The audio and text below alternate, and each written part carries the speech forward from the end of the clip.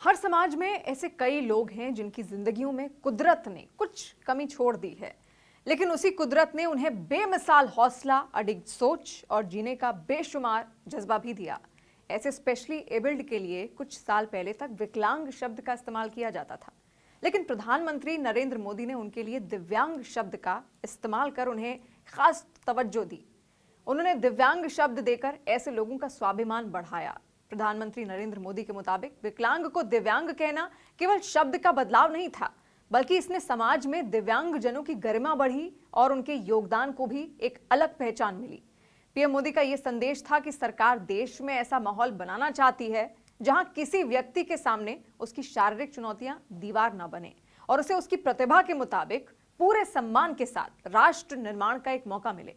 आपको पता है कि इसी सोच के साथ साल 2015 में सुगम्य भारत अभियान की शुरुआत हुई थी, जिसके 9 साल अब पूरे हो गए हैं। सुगम्य भारत अभियान के मुख्य उद्देश्य क्या हैं, ये समझिए। सबसे पहला उद्देश्य था सार्वजनिक स्थलों जैसे कि स्कूल, कॉलेज, अस्पताल, रेलवे स्टेशन, बस स्टेशन, इन तमाम जगहों को दिव्यांगों के लिए सुलभ बनाना।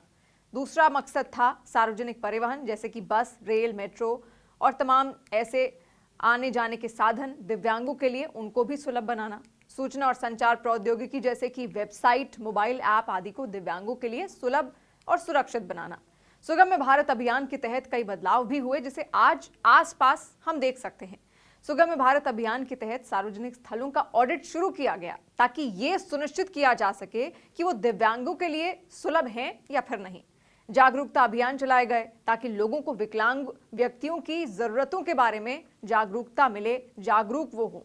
प्रधानमंत्री नरेंद्र मोदी ने दिव्यांगों के प्रति समाज के नजरिए को बदलने के लिए एक महत्वपूर्ण कदम उठाया है। उन्होंने अपने रेडियो शो मन की बात में विकलांग व्यक्तियों को दिव्यांगजन के रूप में संबोधित करने की अपील की थी। प्रधानमंत्री नरेंद्र मोदी का यह कहना है कि पहले की सरकारों की नीतियां दिव्यांगजनों के विकास में रुकावट थीं। उन नीतियों की वजह से दिव्यांग लोग नौकरियां और पढ़ाई लिखाई समेत इन तमाम मामले में सामान्य जनों से पीछे रह जाते थे। लिहाजा नीतियां बदली गईं और पिछले 10 साल में दिव्यांग जनों के कल्याण पर खर्च होने वाला बजट 3 गुना बढ़ा दिया गया। आपको याद होगा पेरिस पैरालंपिक 2024 में यानी इसी साल भारत ने रिकॉर्ड कुल 29 मेडल जीते थे।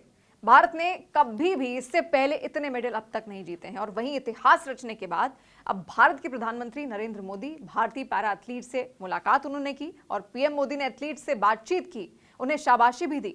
और कुछ दिन पहले ही सोशल मीडिया पर मोदी आर्काइव ने दिव्यांग दिव्या गोसाई और प्रधानमंत्री नरेंद्र मोदी को उनके प्रस्ताव की दिल को छू लेने वाली एक घटना भी साझा की। दिव्या गोसाई को प्रधानमंत्री की तरफ से चिट्ठी लिखी गई थी जिसमें पीएम मोदी ने लिखा था कि वडोदरा रोड शो के दौरान आपसे सुंदर तस्वीर उपहार के रूप में मिली। पीएम मोदी ने दिव्या को उनकी कला में योगदान के लिए बधाई भी दी थी। पीएम मोदी ने दिव्या के लिए लिखा, मुझे विश्वास है कि हमारे युवा विकसित भारत के निर्माण में अग्रणी भूमिका निभाएंगे। तो देखिए, जो ये सफर रहा है विकलांगों को दिव्यांग कहने का, ये प्रधानमंत्री नरेंद्र मोदी का ही रहा है और दिव्यांगजन आज सम्मान के साथ, पूरी प्रतिष्ठा के साथ हम सबके साथ इस समाज के बीच में रह रहे हैं और यही कारण है कि उनका मनोबल और ज्यादा दिन बर दिन लगातार बढ़ता जा रहा है।